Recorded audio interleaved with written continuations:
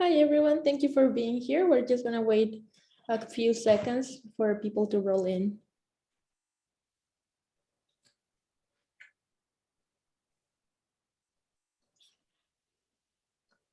Can I see who's in attendance? Oh yeah, participants. Yep.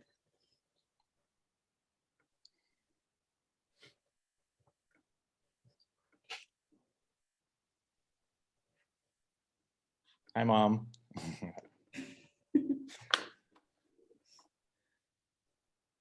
Okay. Hello everyone, and welcome to today's event live from the studio with Isaiah Somsen. Thank you so much for joining us here today. My name is Fauni Barra, and I am the Public Programs and Residency Coordinator here at Griffin Art Projects.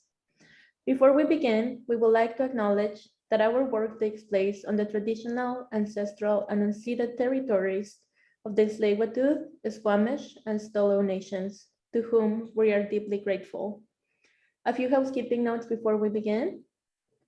Today's presentation, if you would like to see live caption display, you can do this by enabling the CC live transcription button at the bottom of your screen.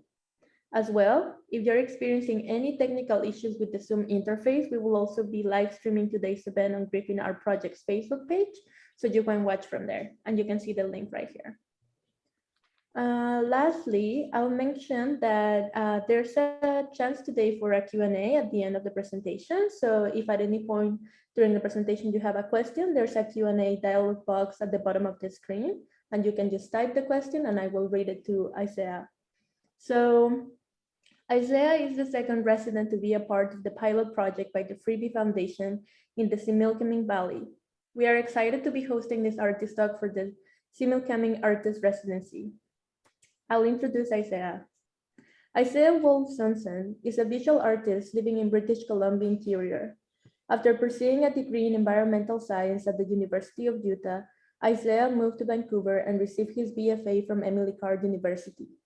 Undoubtedly, influenced by a long-standing interest in the sciences, Isaiah's practices is an interrogation of painting and printmaking processes through constant material experimentation.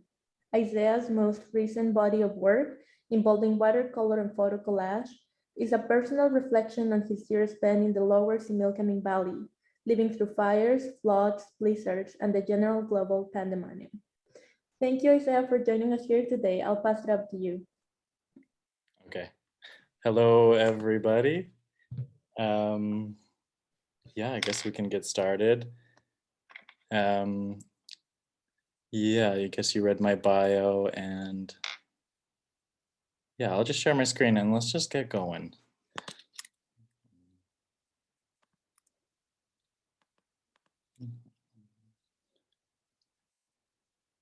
Okay.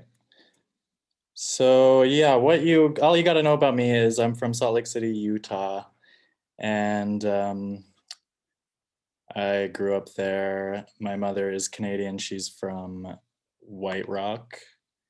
And so I'm a dual citizen. And in 2015, I moved to Vancouver to study at Emily Carr University and got my BFA in 2020. And then in May of 2021, I came out here to Caramias, which is 4 hours away from Vancouver. And yeah, I'm here now at the Similkameen Artist Residency, and this is a project that is in the works, and I was chosen to help spearhead this project and yeah, get it off the ground, and still some work to be done, but it's a very exciting endeavor, and I'm happy to be a part of this.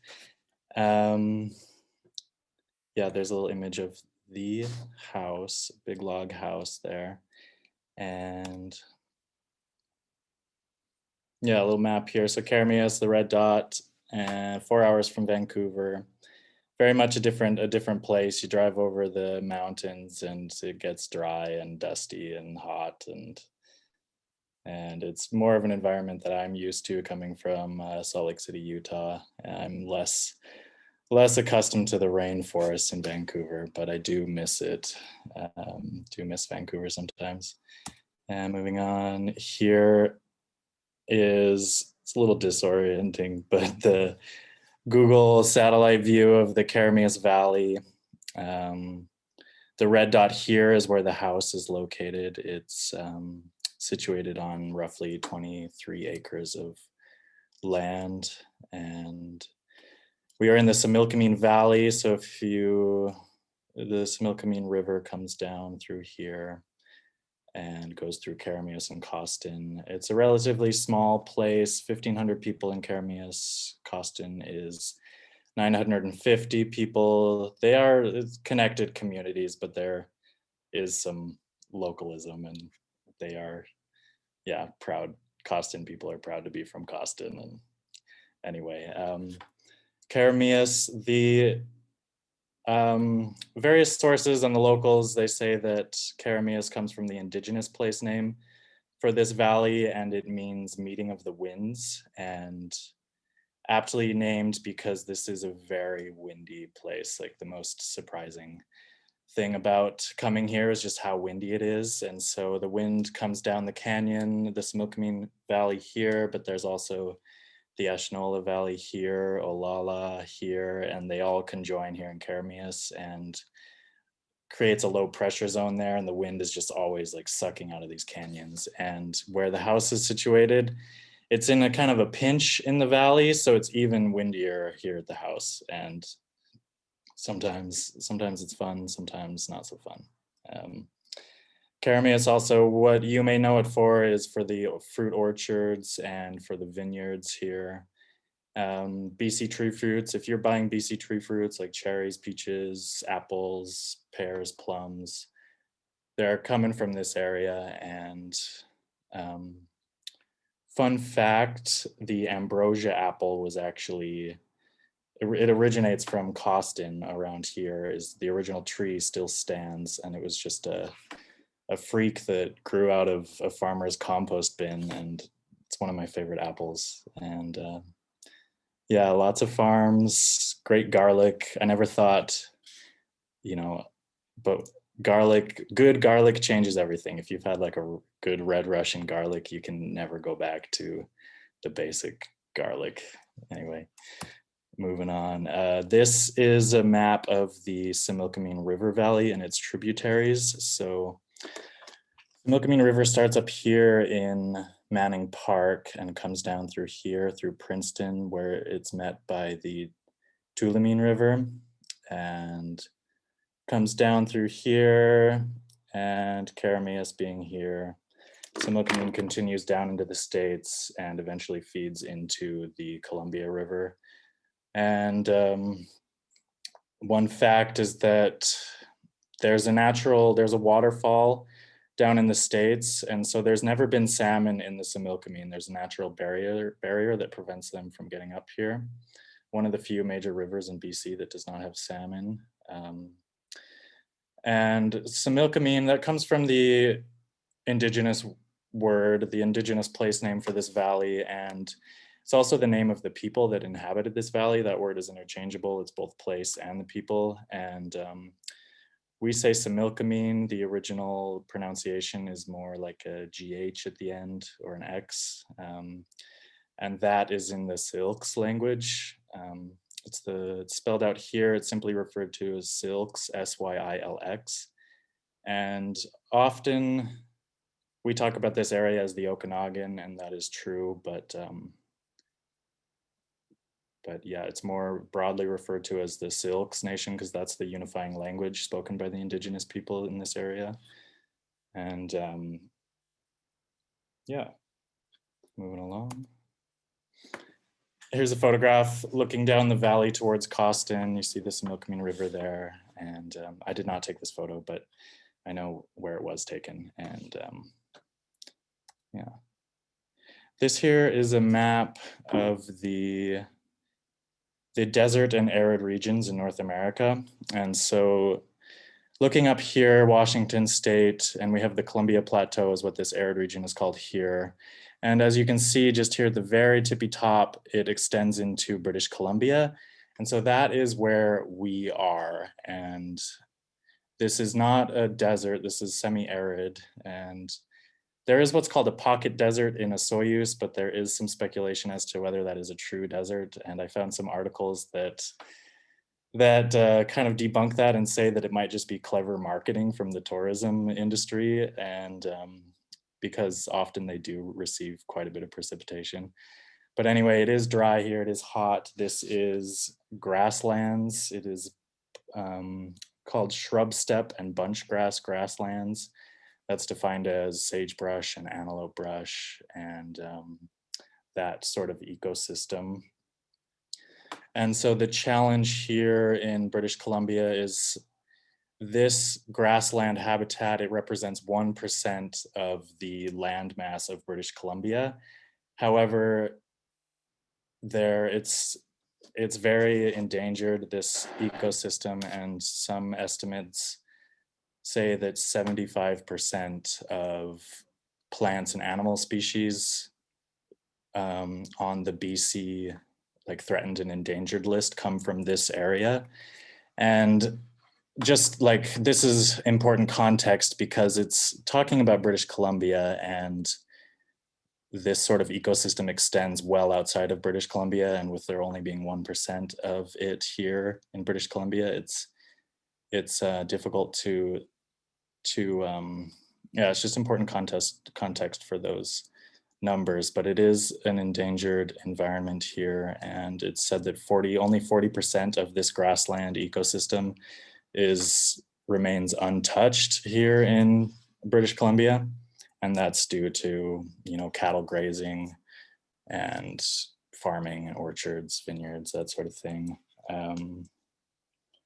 Yeah, moving along. So yeah, but there is amazing diversity here in the grasslands. This photo is taken on the property. This is Bitterroot.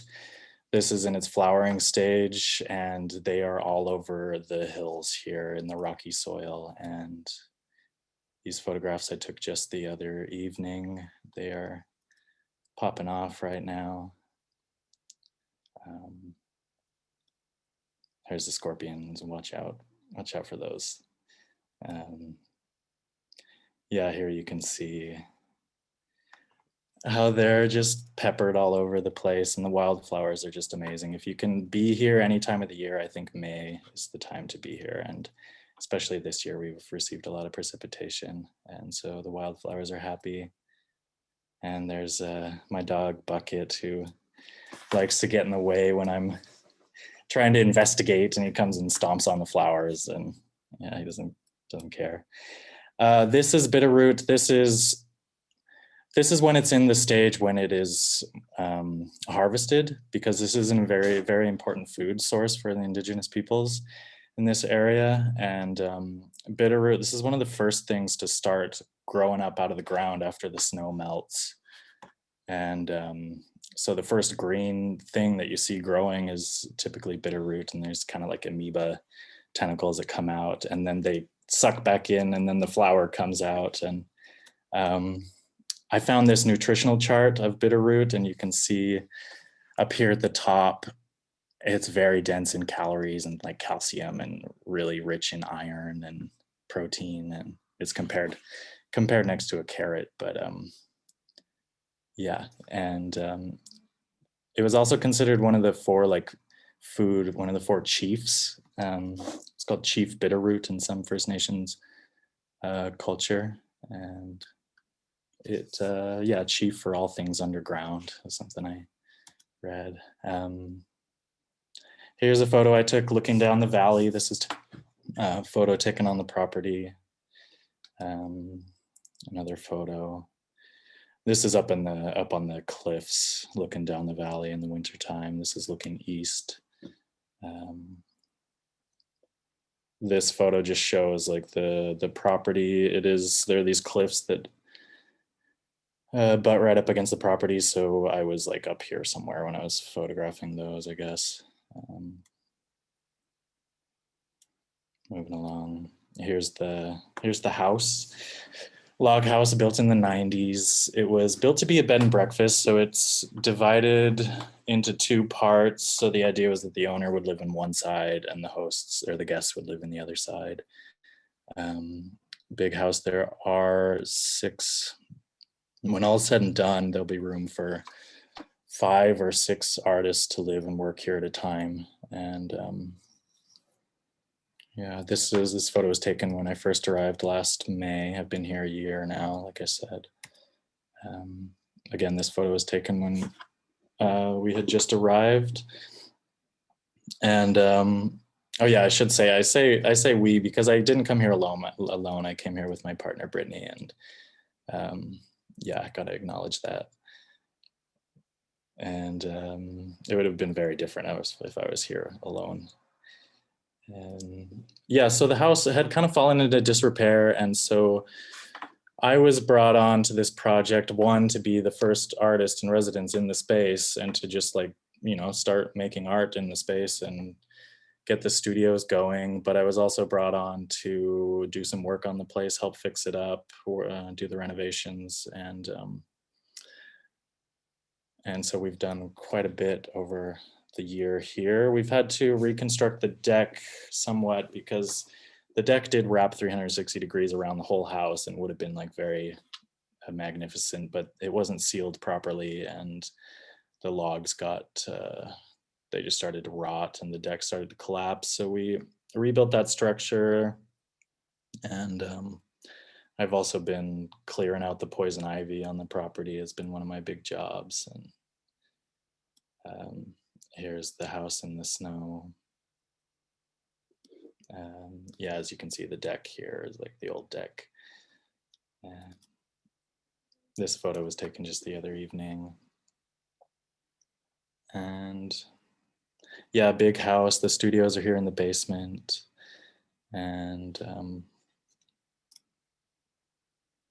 yeah, still a lot of work to be done, but yes, before we get it operational. Here's some shots of the interior. Put down some new floors and shot of the kitchen here.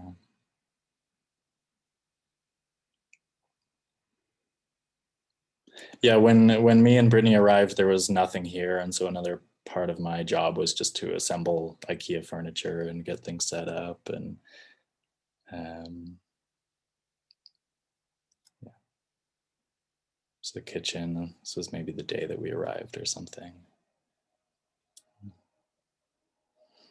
One of the bedrooms in the A-frame, really nice light in the evenings.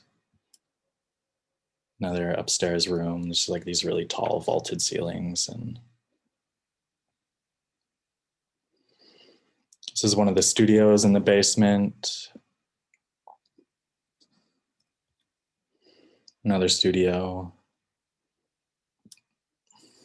Another studio here. This studio became my studio for the year. Here shortly after moving in, yeah, I just got to work on the floor, which is what I do a lot of anyway, so I don't mind so much.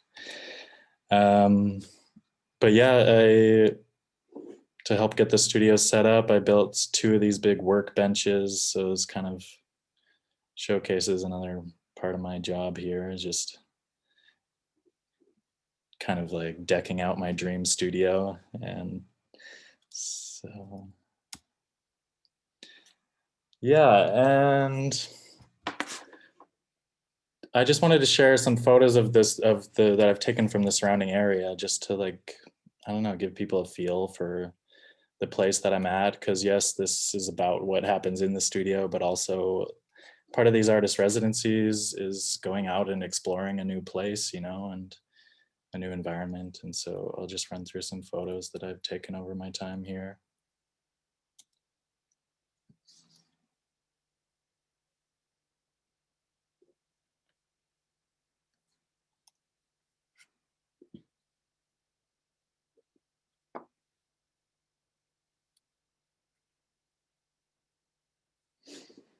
That's the iconic Red Bridge.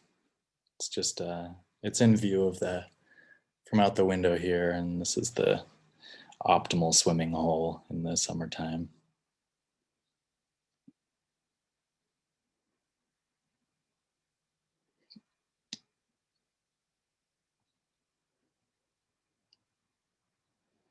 Here's a hidden junkyard in the pinyon pine forest.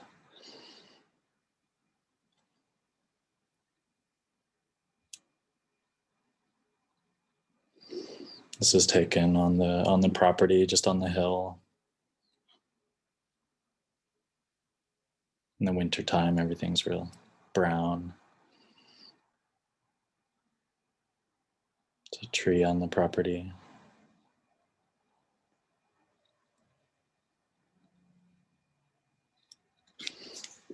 And this tree's on the property too, and assuming it was struck by lightning, I don't know when, but it's my favorite tree on the property. It's like a little shrine or something.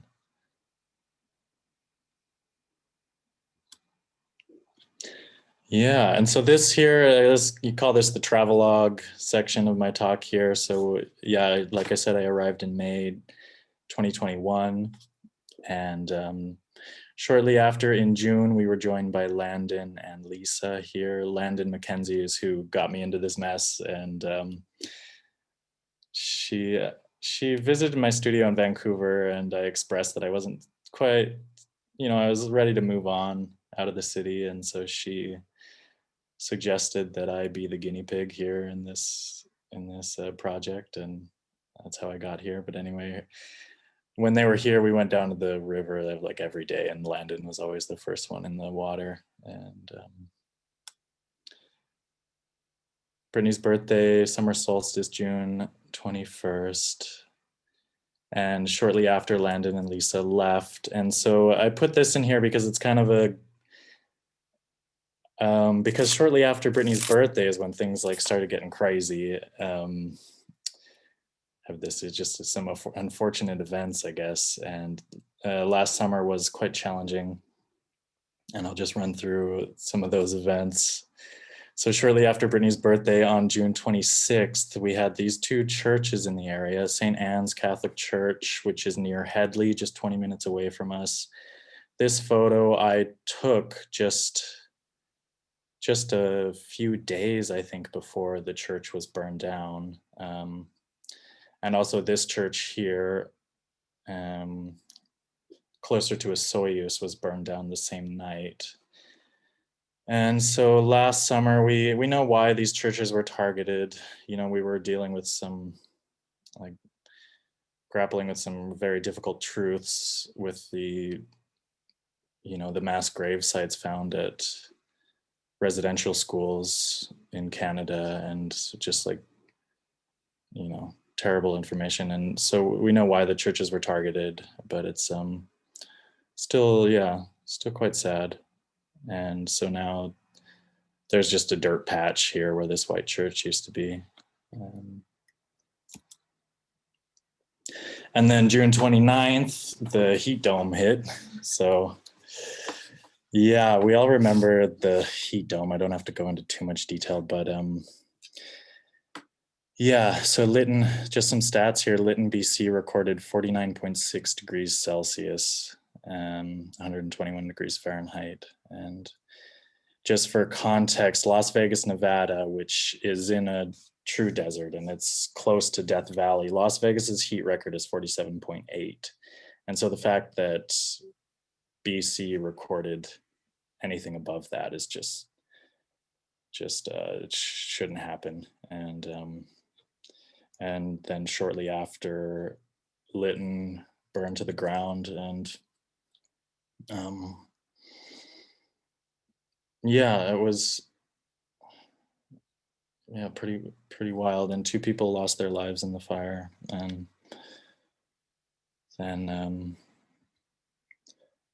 yeah, this shot is of a bighorn sheep, a large male that during the heat dome, they came down really close to the house, and me and Brittany had put out a bird bath for the birds, and they were looking for water. And so the males started fighting over this little bird bath that we had on the ground, and they were just panting.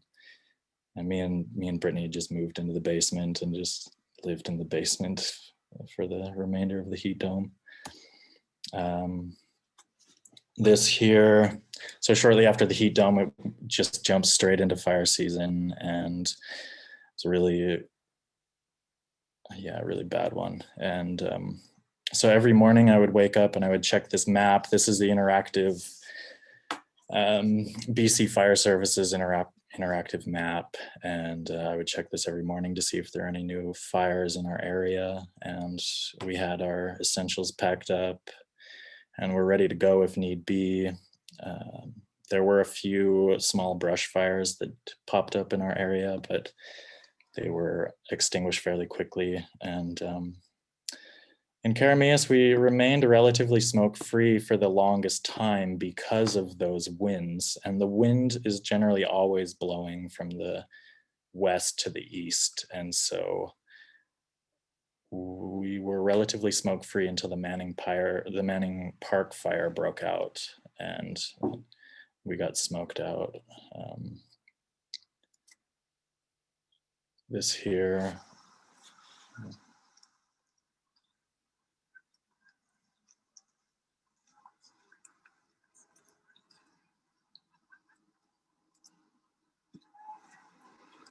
This was one day in Caramias. So this smoke's coming from the fire over by a Soyuz. I think that was called the Anarchist Mountain Fire. And I just love that name. There's a mountain called Anarchist Mountain over there. But anyway, the smoke was coming over into Caramias, and this was the day that ashen pine needles were raining from the sky. Like, you put your hand out and the little pine needle would land in your hand and then just disintegrate. And pretty scary stuff.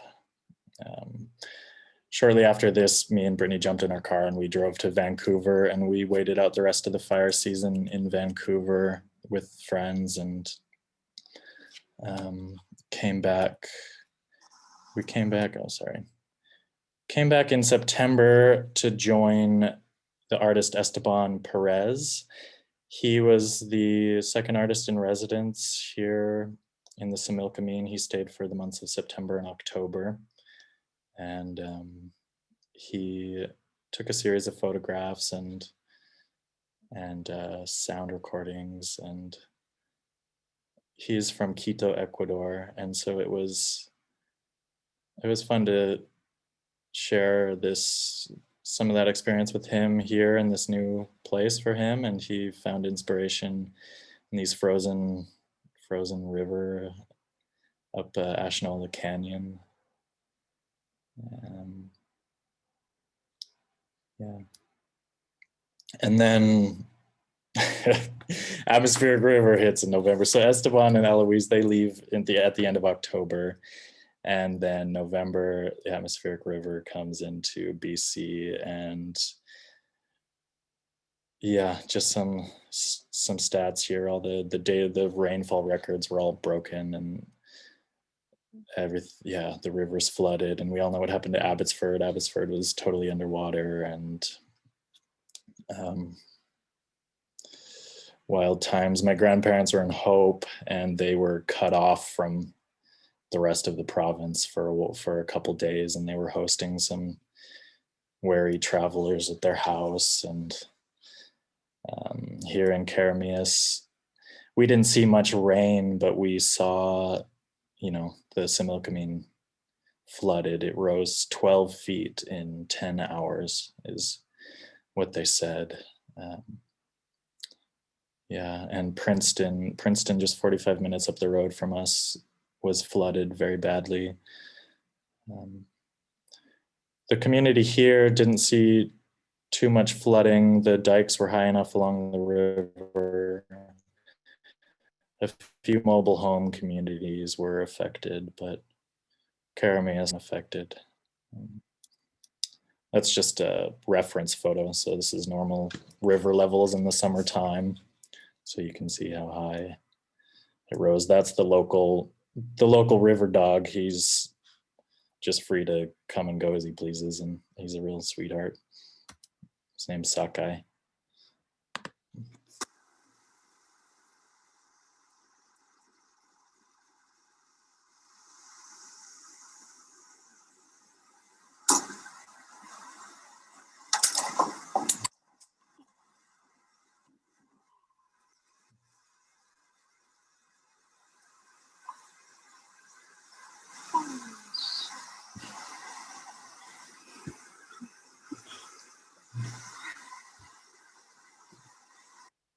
yeah, so it seemed like the whole community came down to the river and we were just watching these logs roll by all day. And it was, pretty scary, but quite amazing at the same time. Just,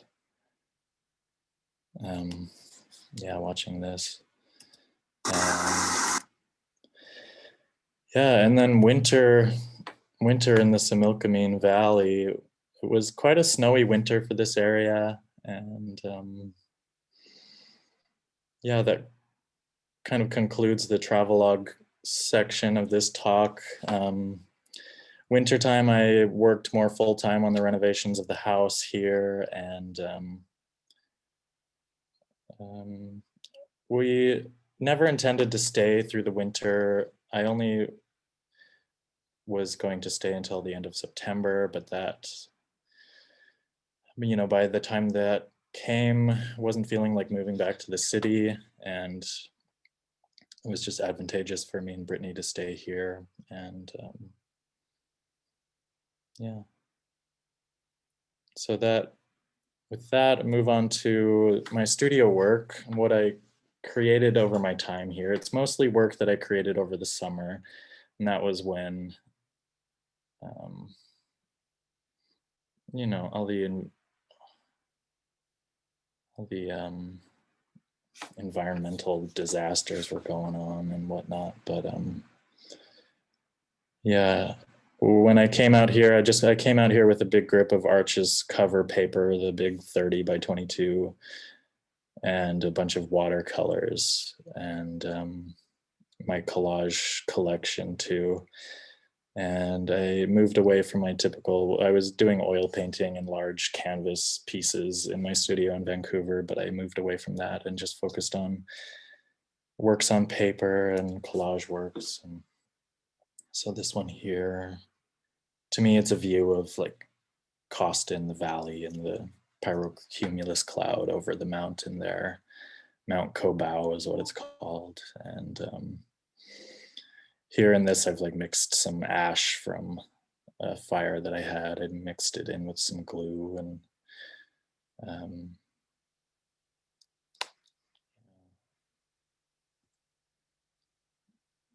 another one here. At the bottom it says no more acid rain. And because when there's the wildfire smoke in the air, and then it does rain, the rain is very acidic. And yeah, this one's just watercolor and collage and some colored pencil.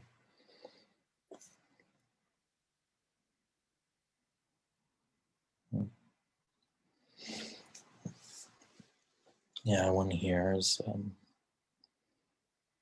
guess this little dude down here is praying for rain.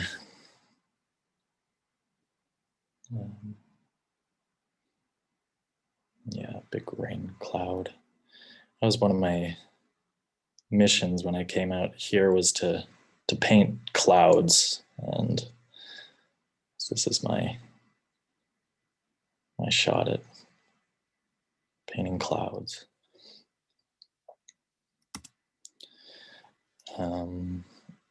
Yeah, impact is imminent.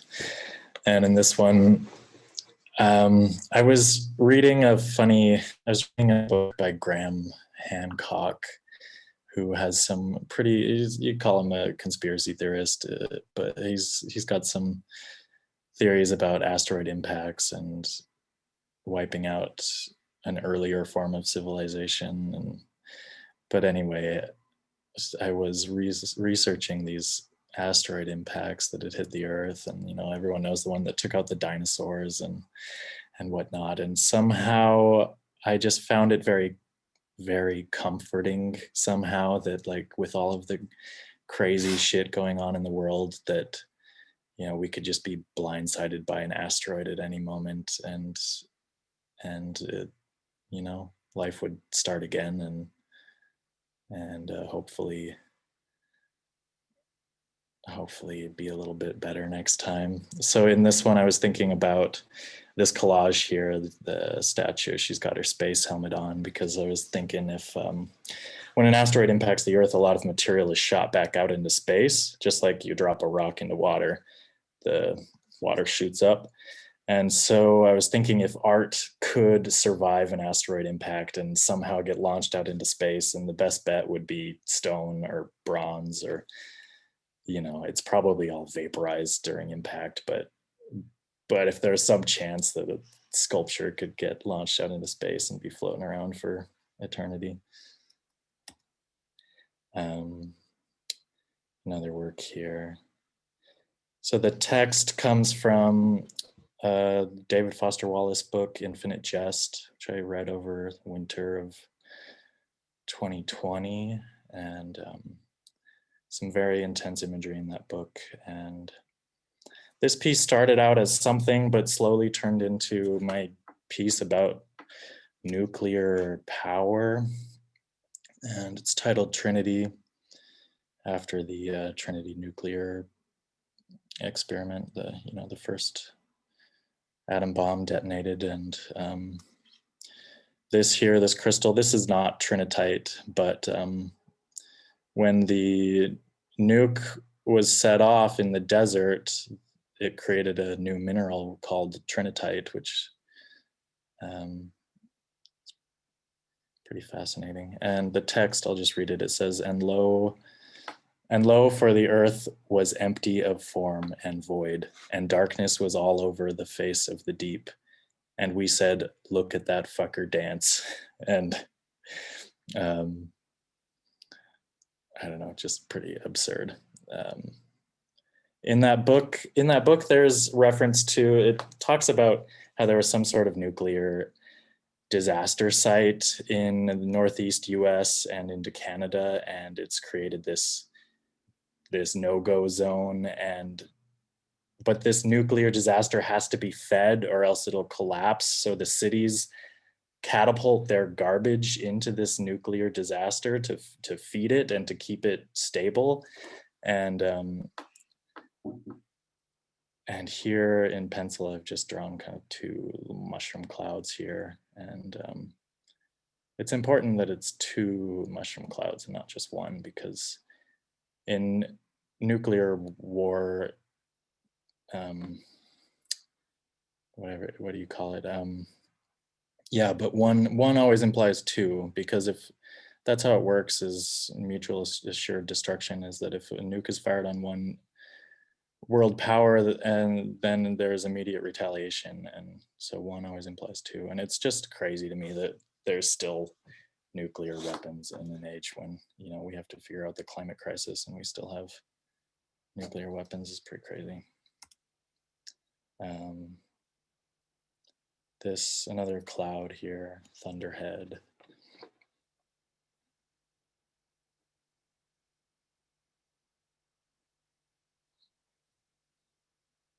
Where is everybody? Is everyone still here? We're still here. Okay, cool. Just talking to the void. Yeah, detail shot here.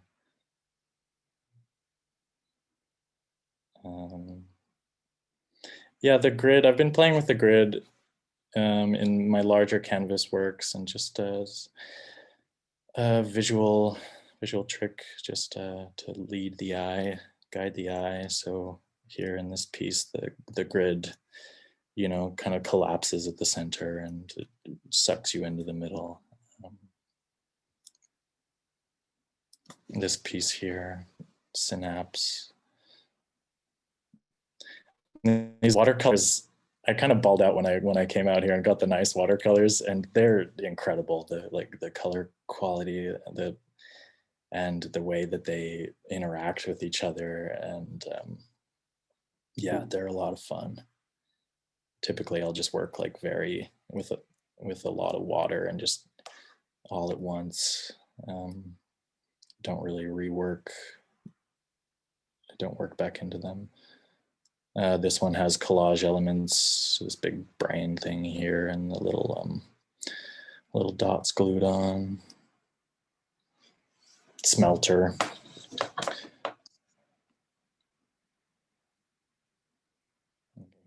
just like pollutants rising into the atmosphere or something.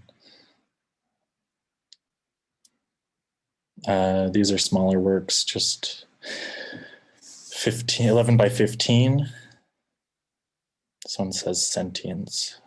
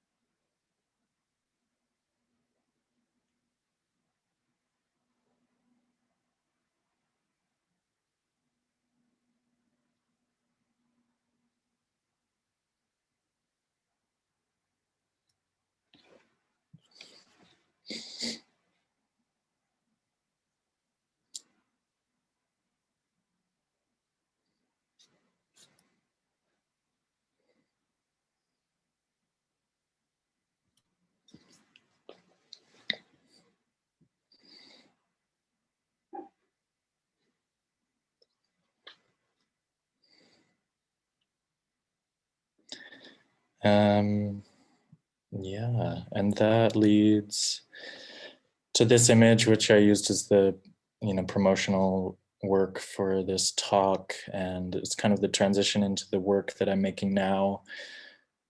The work I showed, I would consider more the series made for this residency, and over the winter I started moving more into just strictly collage, like more heavy on the images and more graphic, and trying to think about work that would survive in the digital realm, that would stand out in the the smorgasbord of online content. And this is just a smaller one, maybe, let's see, maybe 15 inches tall. Sorry, I lost it. And yeah, I've been reading like Marshall McLuhan and Douglas Copeland, and thinking a lot about technology and like, what does it mean to be sentient in the age of technology, when when there's bots out there, that some very convincing bots, and just thinking about sentience online, and it, just being a series of multiple choice questions, really. Like, do you like rap music? Do you like skateboarding? Click here. Yeah, anyway. And this is the most recent thing that I've made that's kind of speaking to our cyborg reality, how we are all just cyborgs now. And yeah, but also thinking about like Marshall McLuhan, and how technology is not something to think of as other than ourselves, how we created technology, therefore it is of us, it is us. And so maybe not something to be feared, but yeah, just realizing we're all cyborgs. And yeah, I guess these are just an afterthought. I didn't know where to put these into the talk, but the lichen here is incredible. Like, depending on the season, if it's just brown, and if all the grass is brown, you can still like go out and look at the lichen, and they're just like, every rock is just this nebula, this little galaxy, and so diverse. I was reading online that there's, close to here too, there's a provincial protected site, and there's a lichen that's new to science, and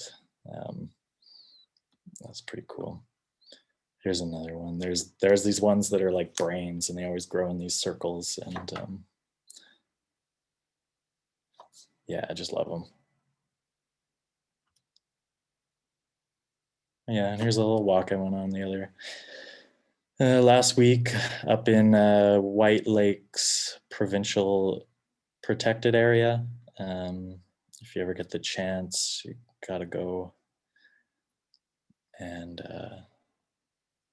yeah, and there's the mountain here in Caramias. That's called K Mountain, and just out on a walk. And that concludes the talk. I guess I put this video of a snake. This is a gopher snake on the property, and it's got a robin in its belly. And when me and Brittany put out the bird bath, the snake got smart and I guess waited by the bird bath. And yeah, some creepy crawlies out here. Okay, that does it.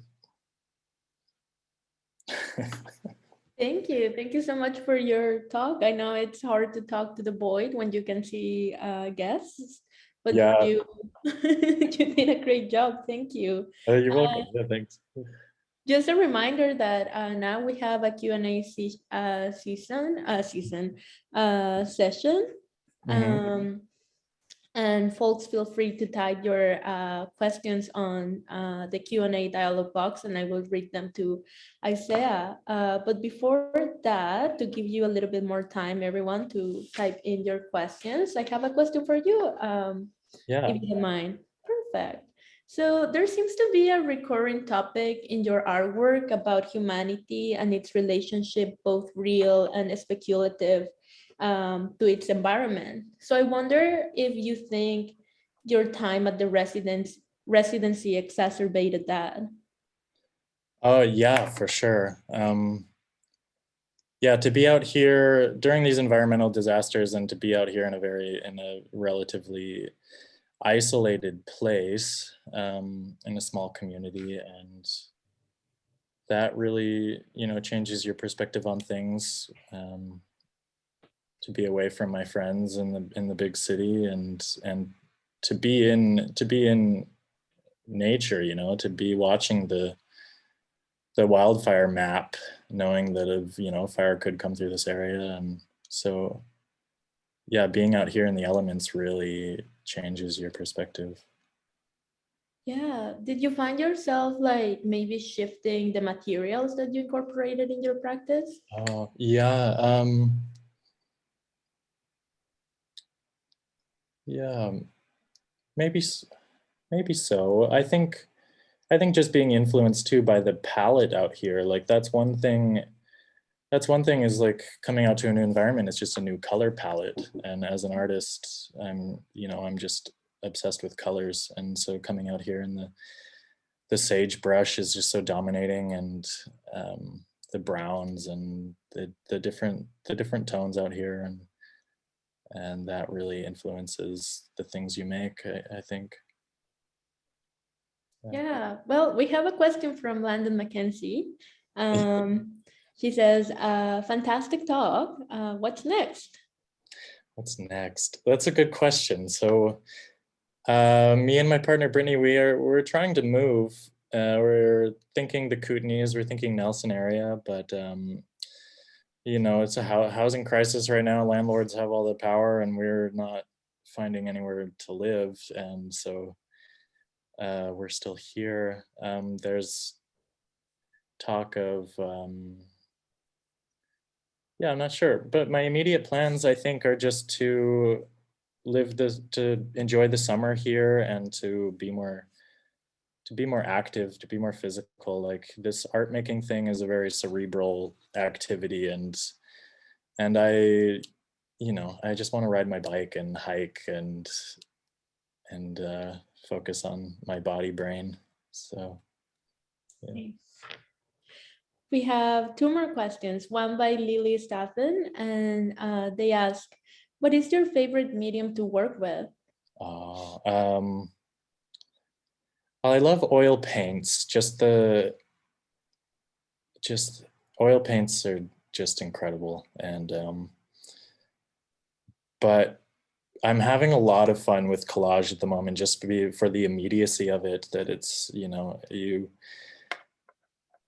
It's a lot of fun, and images are so potent. I learned that in art school, that you can paint a massive, you know, abstract painting, but if you just put a little image there, it's like people can recognize an image, and it has so much weight. And so I'm having a lot of fun with collage right now. Excellent. We have another question by Mataya, and they ask, they say first, I'm so proud of you. What is your favorite piece you've created out there and why? Um, huh. I'm still sharing, right? You can see me scroll. Yeah. I don't know. I love this one. Um,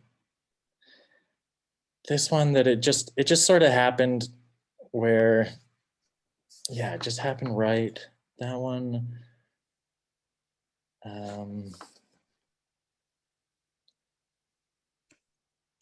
Yeah, probably that one. It just happened. It was just really immediate, and didn't think too much about it. Yeah. Great. We have a question by an anonymous attendee. They ask, I heard some of your fear of introspection into anthropogenic destruction, but before our final twide, what do you hope or imagine will be the most impactful experience human might share? Whoa, anonymous. Yeah, first, thanks for dropping the anthropogenic, because yeah, I do a lot of thinking about the Anthropocene, and I failed to mention that in my talk. But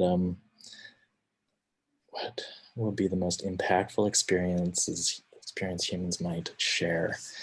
I don't know about that one. Maybe Neuralink, and when we can experience other people's. I don't know. It's that's too heavy. There's a follow-up question to that by anonymous attendee, and they ask, if you had a single experience from your life to share with another planet or species, what will it be? Species. Huh. I don't know. I love yeah, thinking about sci-fi stuff and different planets, and just watching silly stuff like Rick and Morty too, where they're going to alien worlds. But I always think about our world is the world that has extreme sports like skateboarding and snowboarding, and so I'm proud of Earth for that. And if I could share that with some alien species, then that would be okay with me. Or bicycles too. Like, yeah, I love bicycles. Nice. Okay, next question is by Marcus Denom, and they ask, they say first, que bueno, amigo. The question is, what does the red bridge across the road mean to you at this point in your Caramias time? Oh, yeah. Well, the Red Bridge is just the spot. It's the swimming hole, and I'm excited for some warmer weather to get down there and just spend the time by the river. And Marcus also is a good friend of mine, and we've written some messages on the bridge. Let's say that, or some positive messages to the people of Caramias. And we've heard from the locals that the bridge used to be just totally covered in graffiti, and this local was very proud of that, and he was sad when they painted it all red. But we're trying to continue the tradition. Excellent. We have a question by Uncle Dusko, and they ask, they say, you seem to appreciate and pay attention to the details of science, such as weather and place and geography, and at the same time represent a lot bigger concepts through your artwork. How does the more sciencey part of your brain interact with the artistic, more abstract side? Yeah. Well, artists are all material scientists, and especially growing up with my mom, who's a ceramic artist. Like ceramicists are they're total nerds for yeah, material science. And but for me yeah, just finding inspiration in the environment, and just going for walks and investigating, and finding, you know, getting down on the ground and getting down on your belly and looking at the small things and finding inspiration there. And just from there, and then going into the studio, I'm not sure how that directly impacts me, but it certainly does. And um, um, if I could paint just landscapes, I think I would, but every time I put my brush down to the canvas or whatever, just like something else happens. I don't know how to explain it. I'm not very good at rendering real life, I guess. Okay, another anonymous attendee asked, what experience at the residency do you hope all future artists will share? Yeah, so it's been fun being a part of this project, and for those, you know, some people in the art that are not in the art world, they may not understand what an artist residency is. I have a hard time explaining it to some of the locals sometimes when they ask, like, what am I doing here? And sometimes I just say that we're building an artist retreat, and that seems to make more sense. But um, yeah, but the fact that you leave your normal environment, you leave the comforts of home typically, and you go and work in a new space, a new environment, and that's very impactful. And like having Esteban here from Quito, Ecuador, and that he got to experience this part of Canada, which I have grown to love, and I think it's just so beautiful here. And the fact that, you know, if artists can come around from around the world and see this part of British Columbia, I think that's really special. And I also hope that, you know, people can come here and like step on a cactus and get bruised and cut up, and, you know, maybe see a snake, and you know, that's exciting to me. Like that's what it's all about. That's adventure. I want people to get their hands dirty and get Nice, some, yeah, cuts and bruises. nice. Lisa Baldissera from Griffin Art Projects asked, is Isaiah, there is a wonderful synchronicity to the imagery of the paintings and the legend patterning on stone, along with the reference to the collage images of early sculptures in your work. Their wide time scales and neurodivergence make the work feel very existential. Is it something that you feel has become more prevalent in your work during your time in the Similkameen over the last year? Oh. Where is that one written? If I It's on the chat, so not the Q&A box, but the Oh, chat okay, box. the Yeah, chat. Um, you see it? so more chat. Okay. Um,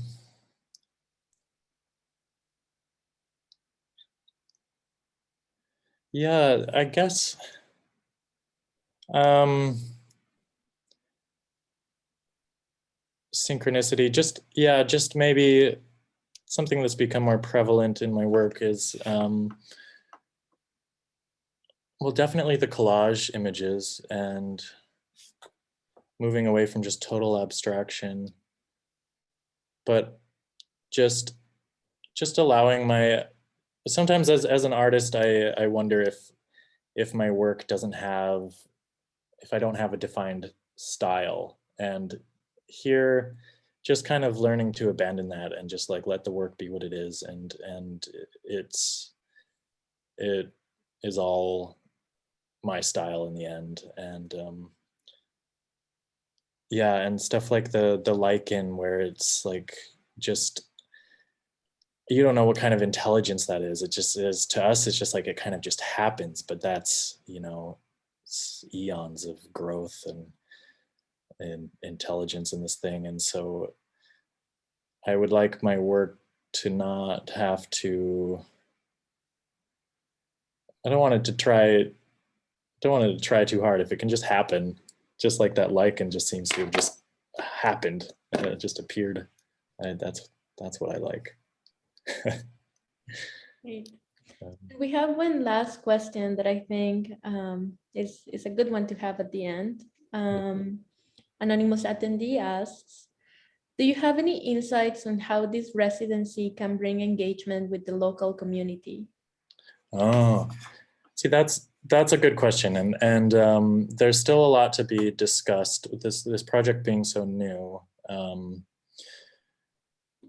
And yeah, I've gotten to know a lot of the people in the local community here, and it is a beautiful little community, and if this project can have some sort of outreach component where, you know, we invite members of the community to just to see the space, to interact with the artist, or maybe even to do workshops, I propose some sort of, yeah, having funding for workshops I think would be amazing. And this community I think could really benefit from something like that, because there's not a whole lot to do here. There's really not, and especially for younger people,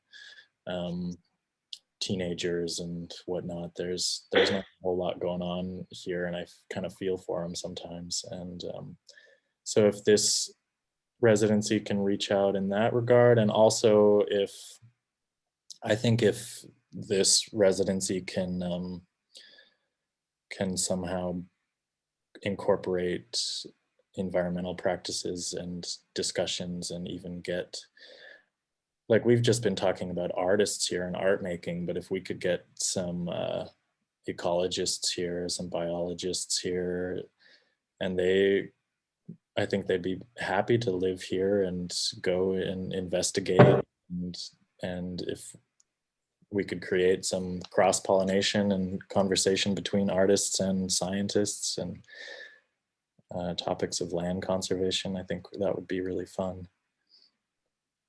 Hey, thank Yeah. you so much. Thank you so much for all your answers, and thank you for a wonderful artist talk. Yeah, you're welcome. Yeah, and thank you everyone for attending. If you would like to get to know Griffin more and hear from us, you can subscribe to our newsletter at the bottom of our website, which I'm sharing to you on the chat. And yeah, that'll be it for today. Thank you so much. Yeah, thank you. Thanks everybody for joining. Thank you. Thank you. Okay, Okay, bye. bye.